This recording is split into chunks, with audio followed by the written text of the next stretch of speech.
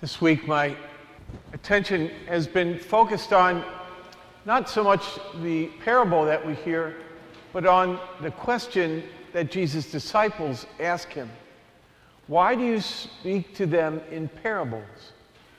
Well, why don't you just say it more clearly, and is one way to rephrase that maybe or something. But why parables? And Jesus' answer may at first seem rather off-putting or exclusionary, but it's really not. I think it reveals actually more deep respect for us. And it also recognizes a certain reality. So Jesus, his answer actually quotes Isaiah chapter 6. And that section, you'll remember if I mention a couple things about it. So Isaiah has this vision, and he says, I'm unclean, I can't be a messenger. So the angel comes and touches his mouth with the charcoal, a flaming charcoal or a burning, and so cleanses him. And God says, so whom can I send? Who will go for us? And Isaiah says, I will go, send me. We remember that we have a song, here I am, Lord, send me. So the context of that part of Isaiah is that Israel has rejected God, In other words, they have eyes they won't see, they refuse. And so Jesus' answer then echoes that. Why do you speak in parables? Well, because, here it is, you shall indeed hear, but not understand, and you shall look, but never see. Gross is the heart of this people. This is the quote from Isaiah. But actually the word in Isaiah that Isaiah uses is fat. So God says, their hearts are fat. And if you have a fat heart, that's one of the muscles you don't want any fat on. If you have a fat heart, you have an unhealthy heart, a sluggish heart, And so they have a heart that's sluggish, that is not one to listen to me. And he says they have closed their eyes, lest they see, They've closed their ears, lest they hear and understand. In other words, and be converted. They don't want to be converted. They don't want to change. They don't want to hear what God has to say. It's not that Jesus or God doesn't want anyone to be converted, but he understands that some will want to be converted and some won't. Some will want to hear, some won't,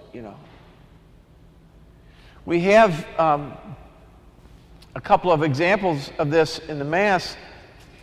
I'll use Eucharistic prayer 4 today, and you'll hear this. And when through disobedience he had lost your friendship, you did not abandon him to the domain of death, for you came in mercy to the aid of all, so that those who seek might find you.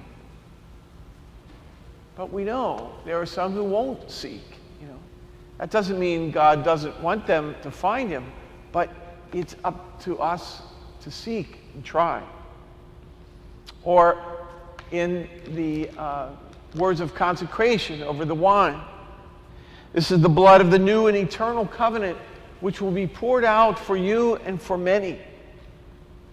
It's been some years since we began with the new translation of the Missal. But you might remember there's a little flack over those words, the way that was translated. And the Latin is pro multis, for many. It's not pro omnia. And so we were saying for all in the old sacramentary, but with the new translation, we went back to the original idea of for many. It's not that Jesus' blood wasn't shed for all people, but not all people will take advantage of it. And we know that God doesn't sow sparingly. That's one of the points of the parable. The way the ancient Middle Eastern farmer did not sow the way we sow, in just a little, just sow it down the line and then thin it out, Or even, I don't know if you remember, I read the book on square foot gardening. He takes one seed and puts it in a quadrant, and then another seed and puts it in a quadrant, one seed at a time, you know. The ancient Near East just flung it. Just took the seed and flung it. And it went everywhere, you know. And that's the way God sows. He just flings it out everywhere. Anyone has a chance, you know. But some of the seed falls on people who are ready to hear, and some falls on people who aren't ready to hear. Who are ready to listen, not ready to listen. Who are ready to be converted and not ready to be converted. And some who refuse to be converted. Why does Jesus speak in parables? A parable is a story. A story is not the same as the profession of faith, you know, where we name the things we believe in. You know, these are the doctrines of the church. There's a time and a place for that. But there's also a time and a place for a story. A story draws one in. You know, and you take part in a story as you're listening. You know. And Jesus tells a story because faith is not just a list of doctrines. It's a response to God. It's a relationship with God, you know, that we have. And this relationship changes us. And those who do not want to be converted, that is their choice. Those who want to be can be. And Jesus says, to anyone who has, more will be given, and he will grow rich. From anyone who has not, even what he has will be taken away. We have the saying, you know, use it or lose it.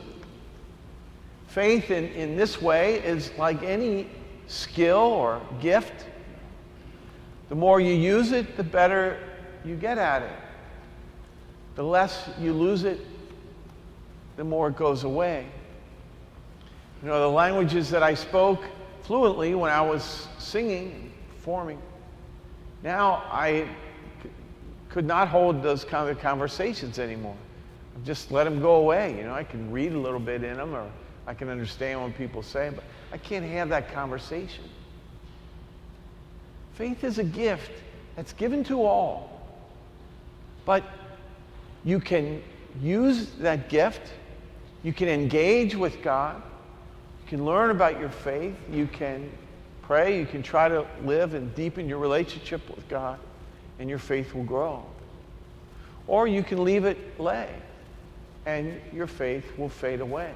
It's possible to lose one's faith. And that's the choice that's before us.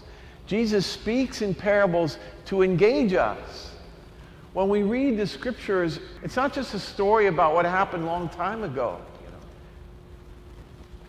God's trying to engage us. Jesus is, in a sense, telling us this story, just as he told it to his disciples. He's trying to engage us, to awaken our faith, he's asking for a response. And if we give it, if we let ourselves be engaged, let ourselves be changed, let ourselves be converted, our faith will grow. And if not, we'll be no better off than the ones who rejected Jesus in his time, or the Israelites who rejected God in their time. But it is up to us. We've all been given some gift of faith. What we do with it, we'll tell the rest of the story.